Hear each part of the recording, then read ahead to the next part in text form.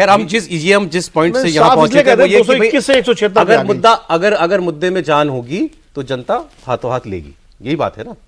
नहीं, मुद्दा नीचे तक जाने में समय लगता है, समझा पाएंगे, समय लगता है। जैसे ये आरक्षण खत्म हो जाएगा, ये मुद्दा समझा लिया विपक्ष ने, नीचे तक चला गया, तो उसमें कौन सा समय लगा। बात मुद्दे के क्लिक करने की है कि लोगों को ये भरोसा हो जाए कि हाँ ऐसा हो सकता है या ऐसा होगा, तो उसका असर हो जाता है।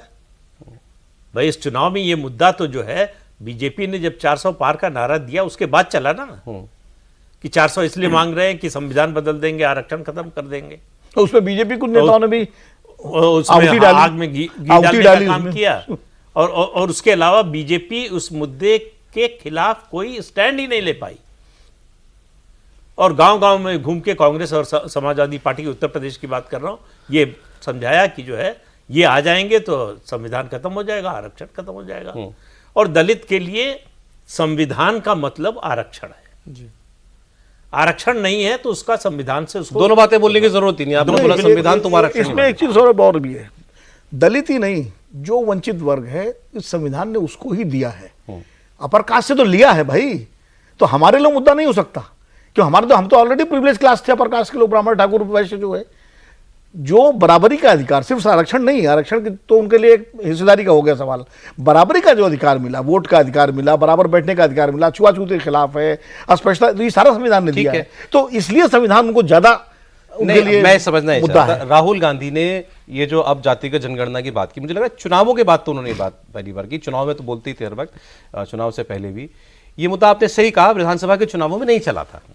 ये संविधान पे खतरा है, ये तो आदमी तुरंत भांप रहा है, और उसकी हमारे यहाँ तो हर इंसान की जो वो पहली आइडेंटिफिकेशन करता है अपने पैदा होने के बाद तो जाति से ही करता है, अमीर गरीब कोई भी हो, जाति का भाव तो कभी जाता नहीं अंदर से। तो फिर ये क्यों नहीं क्लिक किया जातिगत जनगणना? उसका देखिए कोई टेंजिबल लाभ समझ में आना चाहिए, ये हो जाएगा तो हमको क्या मिल जाएगा। जब तक ये नहीं आप समझा पाते, ये कहना कि आपको हिस्सेदारी मिल जाएगी, ये बड़ी वेग बात है।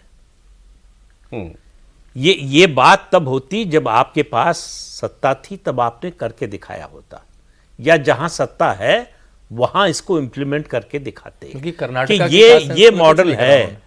हम जो कह रहे हैं अगर ये होगा तो इसका ये, कर्नाटक में आपने जो है कब की है, जब पहली बार बने थे सिद्धरामैया चीफ मिनिस्टर, आज तक उस रिपोर्ट को आप सार्वजनिक नहीं कर पाए, और पूरे देश में कह रहे हैं कि जो है जाति की गणना होनी चाहिए, उससे बड़ा भला होगा दलितों का और पिछड़ों का, तो कर्नाटक में क्यों नहीं कर रहे। तो ये जो दोहरापन है, इसकी वजह से मुद्दा नहीं बनता। जैसे सही कह रहे हैं, आपका स्टैंड कंसिस्टेंट होना चाहिए, जो आप कह रहे हैं वो आप कर भी सकते हैं, जहां कर सकते हैं वहां तो अपने राज्यों में तो कर ही सकते हैं। हाँ।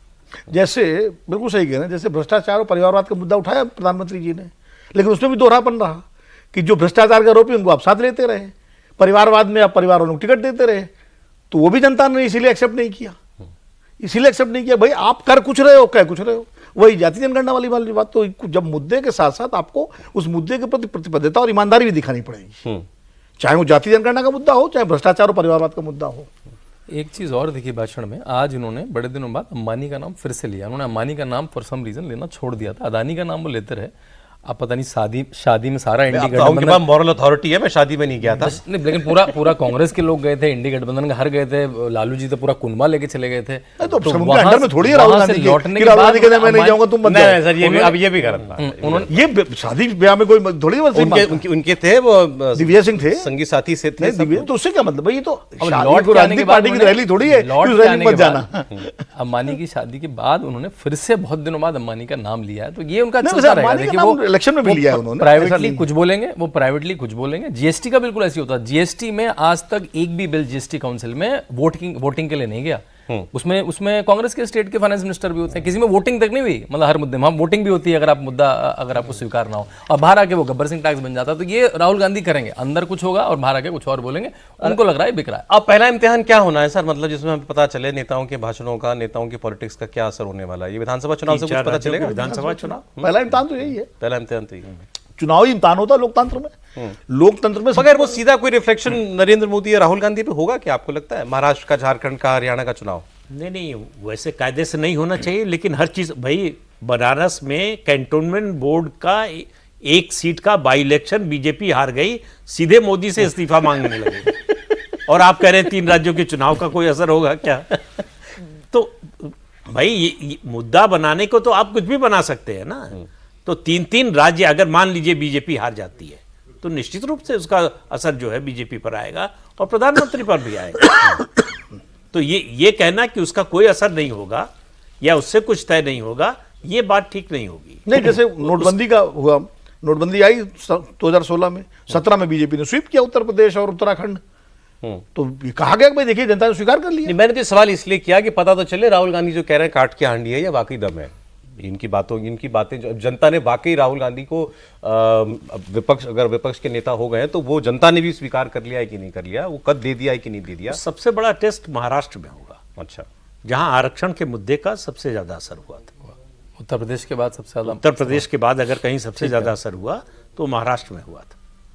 महाराष्ट्र के चुनाव का नतीजा बहुत सी चीजें सेटल करेगा। Test case. शिवसेना के जो 2 धड़े हैं उसमें असली नकली, एनसीपी में असली नकली, चाचा असली की भतीजा असली, ये और आगे क्या क्या पॉलिटिकल अलाइनमेंट रहेगा महाराष्ट्र की राजनीति में, ये भी तय होगा। बिल्कुल।